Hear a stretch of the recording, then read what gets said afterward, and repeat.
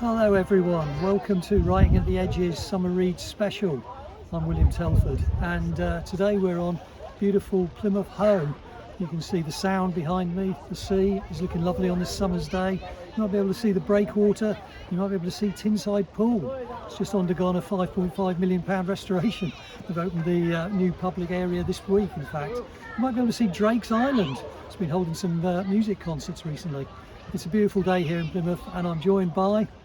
I'm Keith Rossiter. And I'm Jason Mann, hello. And I'm Jonathan Posner, hi. And we're going to be talking about some suggestions for summer reads. It's that time of year when you want to kick off your shoes, lie down on a beach bed and pick up a book. Okay, so William, tell us, you've got some summer reading there. I see you've actually got 3 books. So tell us what you're going to tell us. I'm a bit of a rule breaker, I've broken the rules slightly. So we're going to talk about one fiction book and one non-fiction book. So we're doing that each, aren't we? Yeah. And I'm currently reading This Time Tomorrow by Emma Straub, which is probably an ideal summer read. But it's not the book I want to talk about because I've got to admit I'm not enjoying it that much. It's for a book club. So I'm going to instead talk about something that's probably, a bit more unusual summer read, and this is Pop 1280, or maybe it's Population 1280. It's by Jim Thompson. I don't know if you're familiar with Jim Thompson. Jim Thompson was a hard-boiled crime writer, very much in the style of Dashiell Hammett, Raymond Chandler, that sort of person. But I think perhaps better than them. I picked this book up after reading a review of it.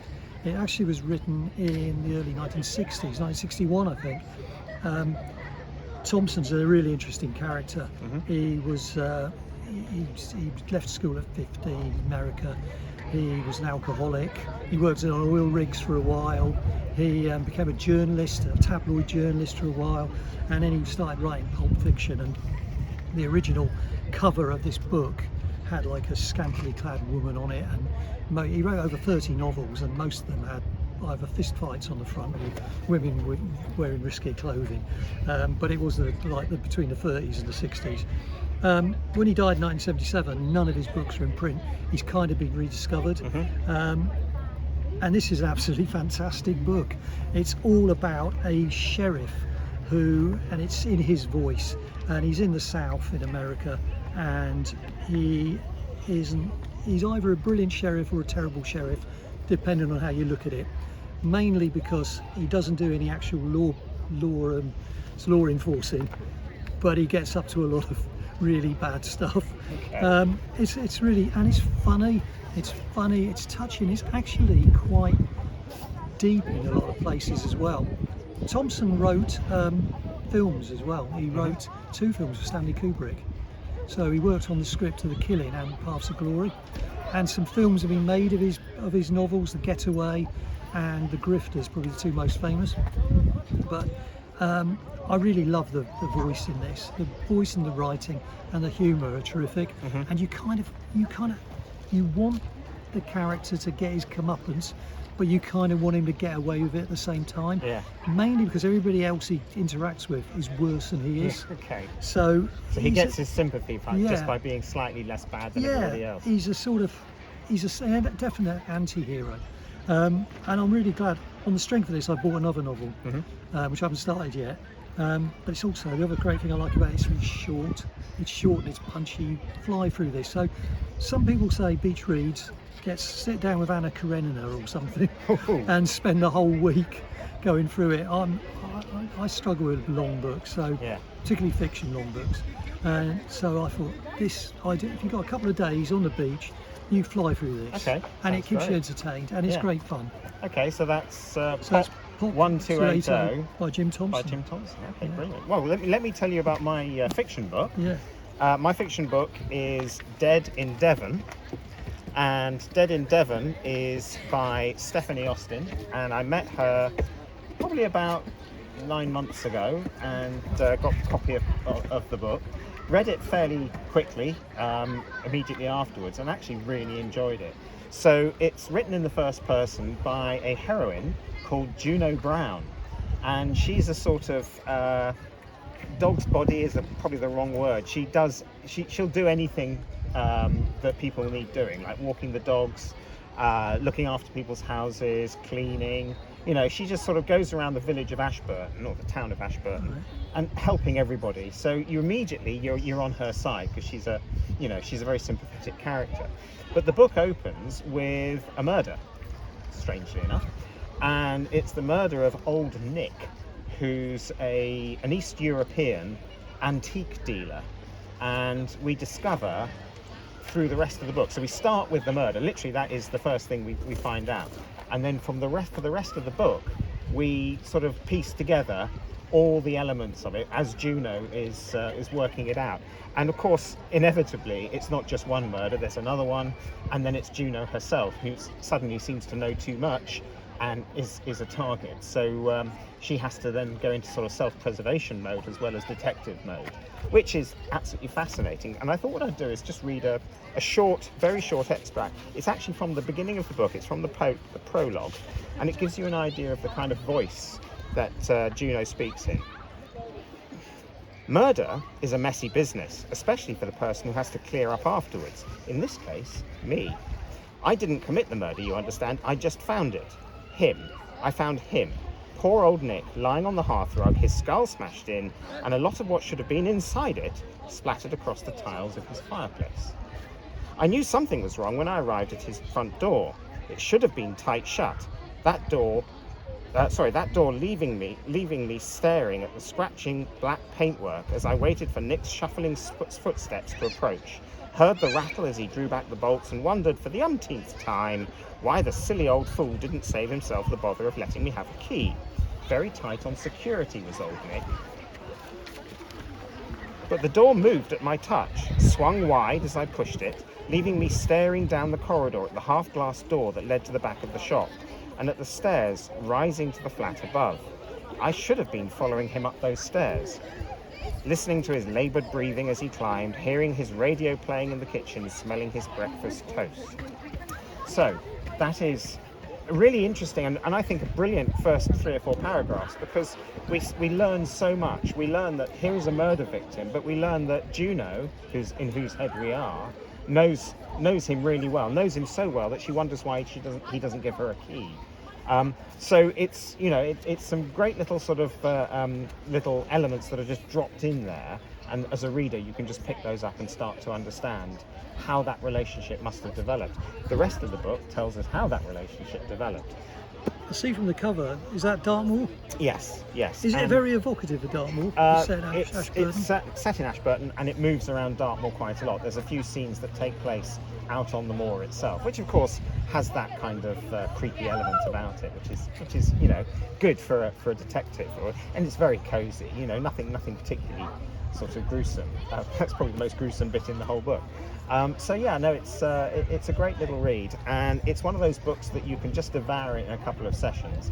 And if you like it, she's written 7 more Juno Brown books. So if you're into Juno Brown, there is a lot more to come. So it's a great way to start in that series. Very good. Well, I'm glad I didn't read from Pop 1280, because firstly I'll have to do it in a southern states American accent, which might be challenging, and there's a lot of language in here which I probably don't want to be caught to be caught recorded announcing, saying. So yeah. Okay. Well, so mine is Dead in Devon, and it's by Stephanie Austin.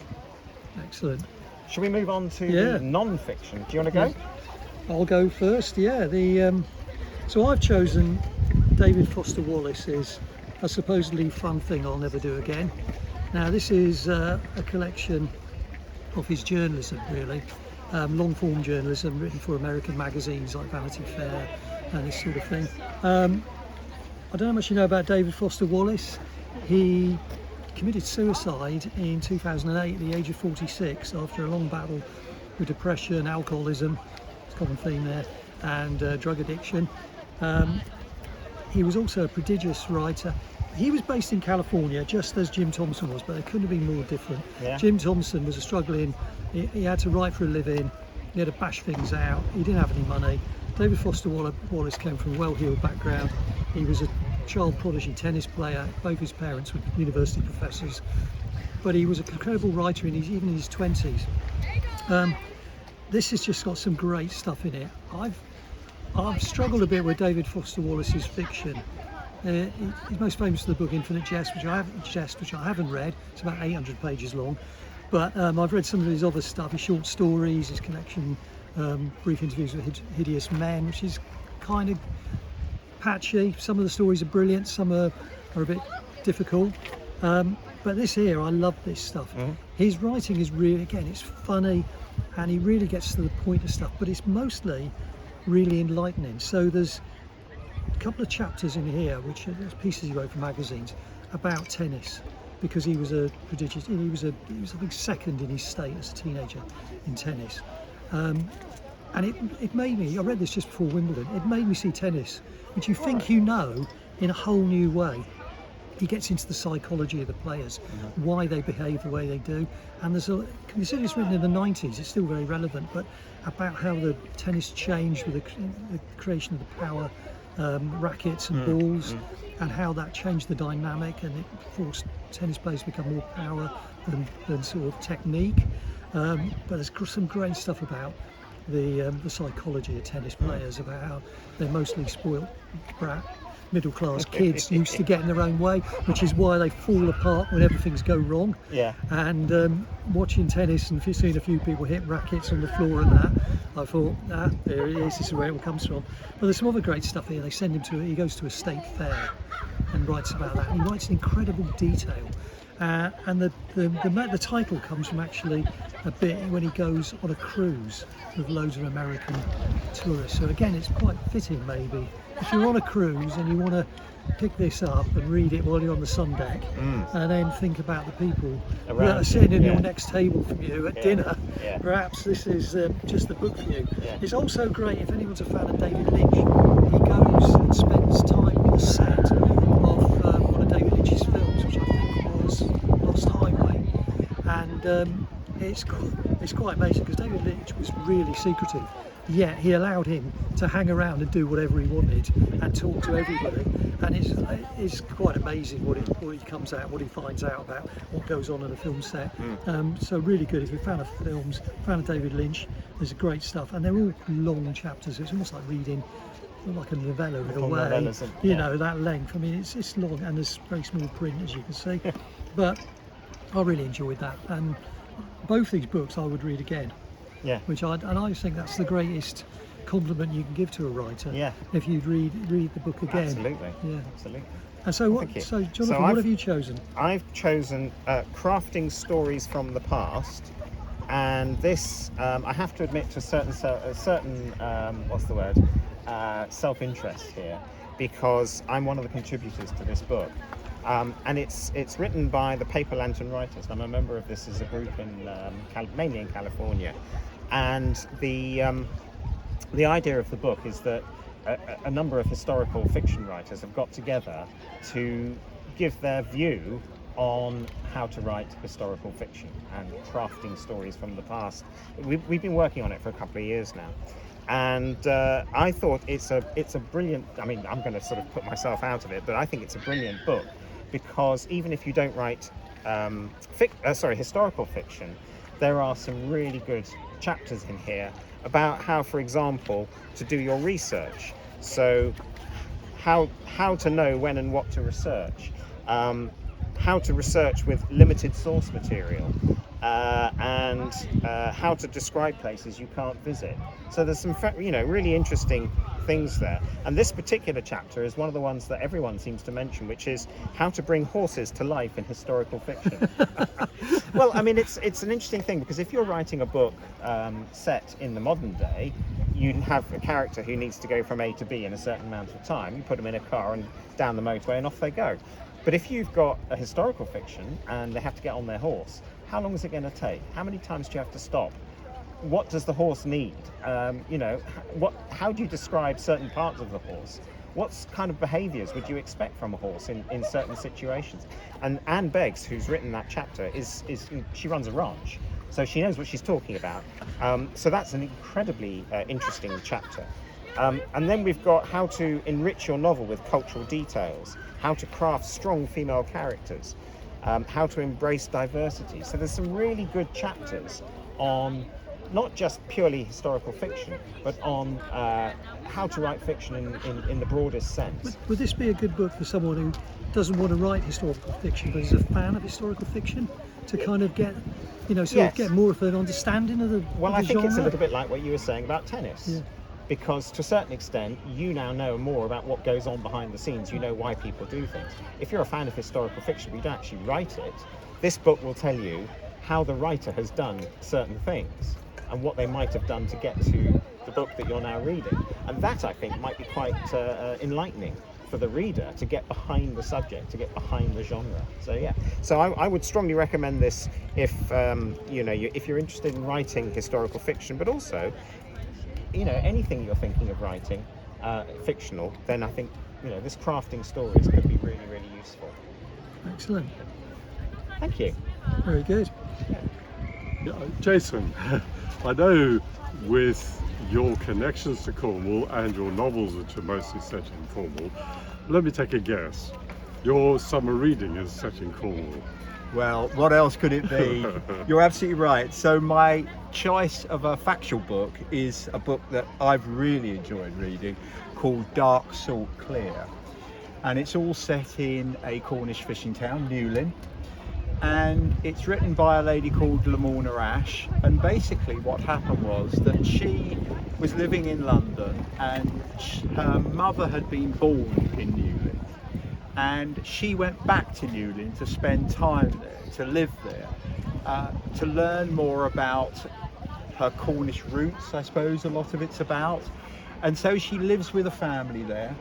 And the interesting thing from my point of view is that there's a wonderfully lyrical way that the book tells the story of her experiences in Newlyn. But it's also sharp reported as well. There's some really interesting observations in the book. So it is a great read. It was, I think, Radio 4's Book of the Week at one stage. And yes, it's you go through all sorts of adventures with Lamorna. I mean, I suppose the biggest one is the fact that she spends a week on board a trawler out on the sea, and it really brings home to you that is a tough life. I did one day out in the Western Approaches on a trawler and had to lie in a darkened room with a wet cloth on my head. So a week, I don't know how she did that. The characters are very interesting. How they manage the time in a very cooped up boat, hard work, the conditions can be awful, and they sort of, yes, it is a really tough existence. I mean, and of course everybody says that fishing is one of the most dangerous occupations that you can have in the country. So you really do feel for the people who are taking part in this. They have great humour, it's often quite robust, I've got to say. But as I say, I think the beauty of the book is that Lamorna Ash doesn't just observe, she actually immerses herself in the story herself, and I think that is the great strength of the book. So I really enjoyed it. I love reading about Cornwall anyway, but I think the description in there, and one of the other things I think was very obvious to me is that she points a spotlight on a world that is probably under threat, that things are changing, the whole globalization thing, these small communities quite insular. More and more you really wonder how much longer they will continue in the way that they live now. So I think it's a really interesting book. I really enjoy it. I wonder if Lamorna is her real name, or whether she went for a swim at Lamorna Cove and thought, that'll do. Well, apparently that is her real name. Right. But I think it was chosen by her mother. Who went for a swim in Lamorna Cove. And probably did. And I think they had connections with that area. Yeah. So there was a logic to that, yes, it's a indeed. nice name, though, isn't Yes, it? Yeah. and of course it's very Cornish, even though up until she came down to Newlyn, she apparently had spent her life in London. Yeah. So the interesting thing also is that she's observing it as somebody as really very much an outsider. Her only experience of Cornwall up until then was very much holidays, folklore, the sort of idyllic side of Cornwall. And of course she sees a much tougher, more raw side of Cornwall. So that's quite a nice. The cover is dark salt clear. Yeah, it's of a particular style, isn't it? I quite like that. It is. Yeah. And life in a Cornish fishing town, dark salt clear. Oh, lovely. And Keith, tell me about your first choice. So my first choice, so that's your non-fiction, yeah? Yes. So okay, I'll tell you about my non-fiction, which is this book, The Warden, which is by somebody I met recently called Tim Russell, really lovely man. And he's had a life, that's his partner's illustration. She's called Tor Allen, she's an illustrator, and that's a representation of a murmuration of starlings, I believe, over Slapton Lee in South Devon. I don't know, you probably know Slapton very well. It's a beautiful part of the world, isn't it? I love it down there. Yeah. Well, Tim spent his life as a countryside warden of various places, Slapton being the first, and he's now made a return to Devon. So you and I have both spent a lot of time out in the countryside, and you will know that if you do it for long enough, you're eventually going to slip on some mud and land in your arse, aren't you? And Tim's book is full of those kind of countryside pratfalls, which is a good laugh, isn't it? So he spent most of his time in Somerset, in the Quantocks, as their countryside warden. And yeah, lots happened there. It's an interesting, you might say, okay, yeah, just a story about the countryside, but a place like the Quantocks, you've got competing interests between the big influential landowners, as you can imagine, the small hill farmers, stag hunters, other countryside users, and poachers, of course. And he's got a few good anecdotes there. So I like particularly the one about for 1,000 years they've used fire to manage the landscape. So one day he was called to a fire out of control, leapt in his Land Rover, raced off across the fields, was focused on the smoke, and drove straight into a slurry pit. Land Rover flipped on its side, began to sink. Tim had to scramble out through the passenger window. On another occasion, he says, we all imagine, I suppose it's true of any job, isn't it? You see the glamorous side, you don't see the mundane bits. And he says most of the countryside warden's job is spent digging holes for finger posts, for fences, and so on and so on, and for trees, planting trees. And he describes how he and a colleague had to pull a lot of bollards in. So they hired a big, powerful, petrol-driven auger, and they took it to the site, one on either end, and began digging. This thing is very powerful, and it hit bedrock. And when it did that, the auger stopped, but the machine on top carried on spinning, and they didn't let go until they were thrown off into the brambles. So is it a sort of warden's version of it shouldn't happen to a vet? I thought of it when I was reading it. I thought this is like all creatures great and small without the rubber gloves. And as part of his experience fighting fires, he won a year's secondment to Australia. So he spent a year as a warden there. And I think any Englishman would be quite taken aback at the amount of wildlife there is in Australia. I'll leave you to read about that. That must add a very interesting extra side to the story, to experience somewhere so totally different to the UK. So different. Yeah, that must be a very enlightening piece. I'll look forward to reading that one. Well, Tim has moved, so the elements of it that are relevant to you and I, which is that he's moved further back to his roots in Devon, and he's now a warden on Dartmoor. Dartmoor National Park Authority. He's their access, countryside and access officer. So yeah, it's a good book, worth reading. But skip the first two chapters, which are all about his childhood and there's no wardening in that. Yeah. Sounds very interesting. Shall we move on to the fictional side? Good idea. What have you been reading? Well, I've chosen a book which I really love reading very recently. It's a Pulitzer Prize winning book, and it's called All the Light We Cannot See. And what it's all about is the intertwining lives of two young people. And one is a young German boy. He's called Werner Pfennig, and the other person is a young girl who the story really is focused on more, I suppose. And her name is Marie-Laure Leblanc, and she's a girl who's been blind since the age of 6. And she lives in Paris with her father, and he produces these most amazing, complicated mazes which allow her to understand the layout of her neighbourhood in Paris and allow her to get around, even though she has no sight whatsoever. And of course what that means is, because she's blind, all her other senses play a much bigger part in her life.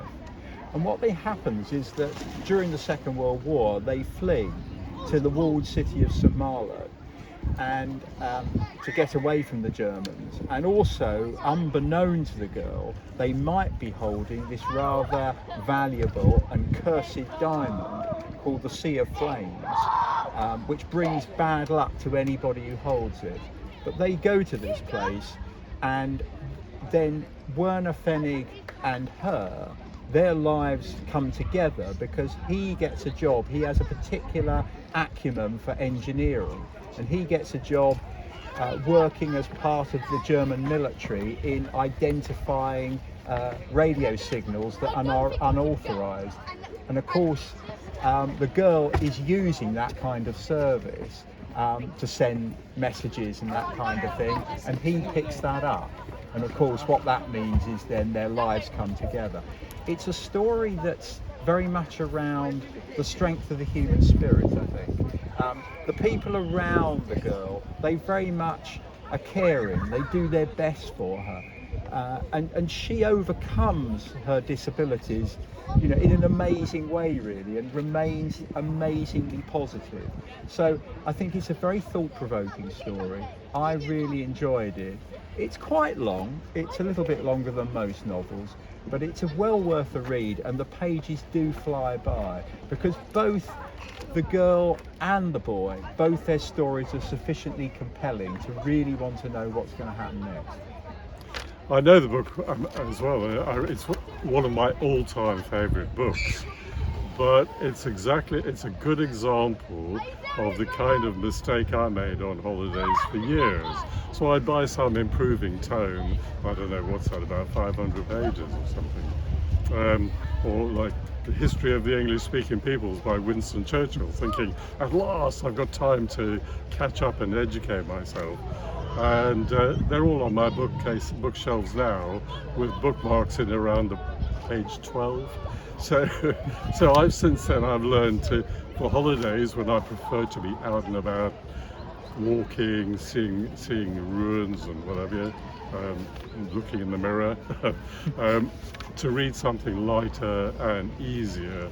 But I'll probably get through, and B, I won't regret if I don't. So that leads us on very neatly, I think, to your choice of book. My choice of book is this, by Bob Mortimer. It's called The Hotel Avocado, and it's his second novel. Bob Mortimer is a comedian, fishing expert, and very funny man. I'm a fan of his on Would I Lie to You, TV program. Whether you've seen that, I don't know. But so I kind of expected comedy, and I would say it isn't really comic, although Mortimer writes in his comic voice. He's a bit crazy. I've got something here from The Guardian, who the reviewer there said that it was whimsical, amiable, slightly over the top, and I wouldn't disagree.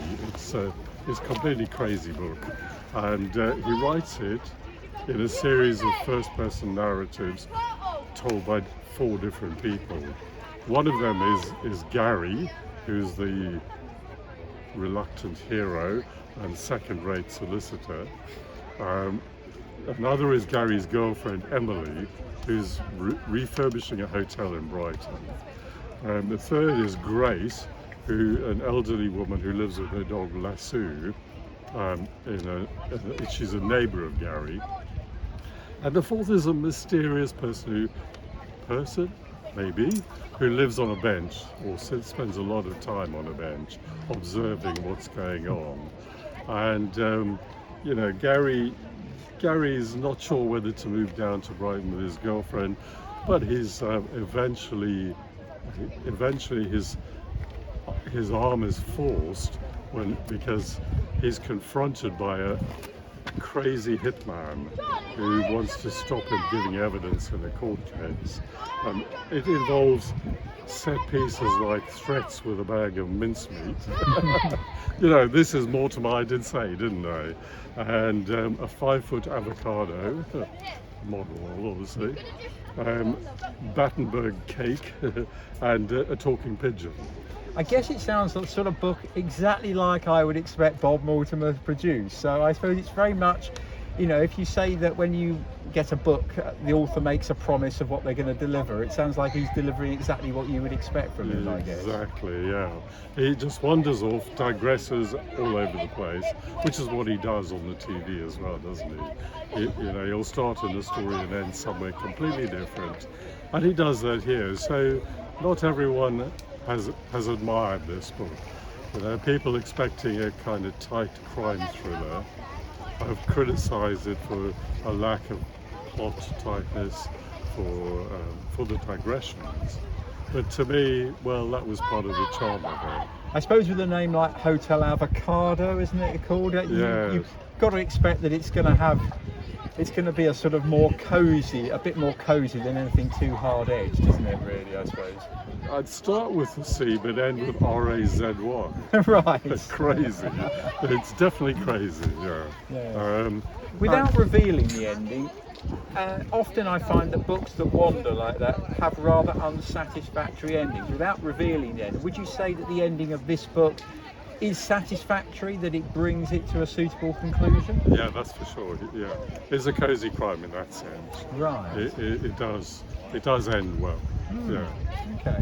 Or let me say, it's well written at the end, without wanting to reveal what the end is. Yes. Yeah, it does reach a good conclusion. Right.